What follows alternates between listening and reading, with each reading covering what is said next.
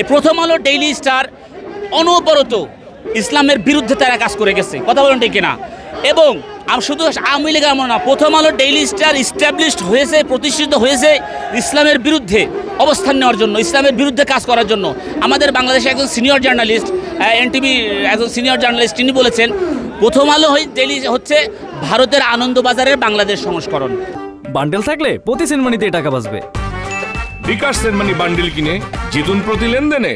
আলেম সমাজের পক্ষ থেকে, সাংবাদিক, আলেম, শ্রেণী পেশা, আপামর জনসাধারণ পক্ষ থেকে, মুসলমানদের পক্ষ থেকে এই প্রথম আলো ডেইলি স্টারকে ব্যান্ড করে দেওয়ার জন্য এই মে মাসে আমরা জানাচ্ছি। এই মে মাসে শাপলা চত্বরের সময় এই প্রথম আলো ডেইলি স্টার পুরো শাপলা চত্বরের বিরুদ্ধে ছিল, শহীদদের বিরুদ্ধে ছিল। এই জন্য সামাজিকভাবে সমস্ত স্কুল, কলেজ, বিশ্ববিদ্যালয়, মাদ্রাসা, অফিস, আদালত, ক্যান্টনমেন্ট, সচিবালয় সব জায়গা থেকে প্রথম আলোকে ব্যান্ড করে প্রথম আলো পত্রিকার জায়গায় বাংলাদেশ আমার দেশ পত্রিকা নেবেন এবং ডেইলি স্টারকে বয়কট করে সেই জায়গায় ডেইলি সান পত্রিকা নেবেন।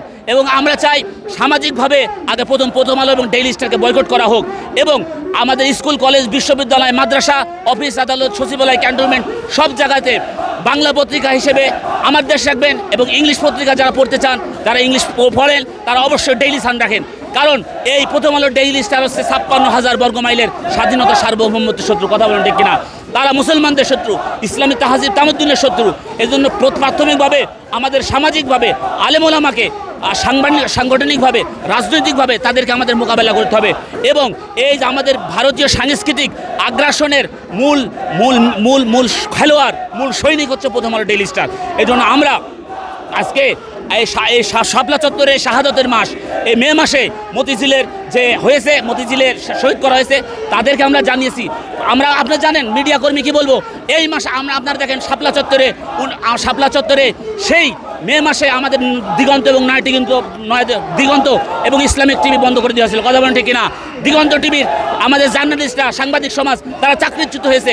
ইসলামিক টেলিভিশন তাদের সংসারে খোঁজ খবর নেওয়ার লোক নাই। আমার দেশ পত্রিকা বন্ধ হয়ে গেছিল, তাদের ফ্যামিলির খোঁজ খবর নেওয়ার কোনো লোক ছিল না।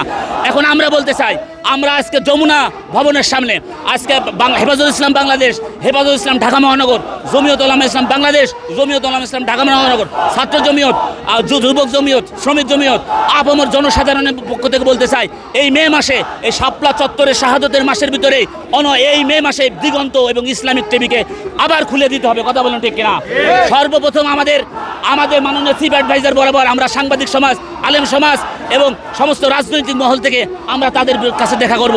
অনতি বিলম্বে এই শাপলা চত্বরের মাসে, যে মাসে আমাদের এই শাপলা চত্বরে নিউজ ব্রডকাস্ট করতে যে দিগন্ত টিভি, ইসলামিক টিভি বন্ধ করে দেওয়া হয়েছিল, এই মে মাসের ভিতরে যদি আমরা আবার বলতেছি, যদি এই মে মাসের ভিতরে এই দিগন্ত টেলিভিশন আর ইসলামিক টেলিভিশন যদি খুলে না দেওয়া হয়, আর একটা মতিঝিলের শাপলা চত্বর আমরা ঘটাবো, কথা বলতে।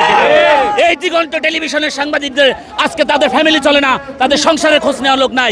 এই আমার দেশ পত্রিকা যখন বন্ধ হয়ে গেছিল, তাদের বিরুদ্ধে কথা বলার লোক ছিল না।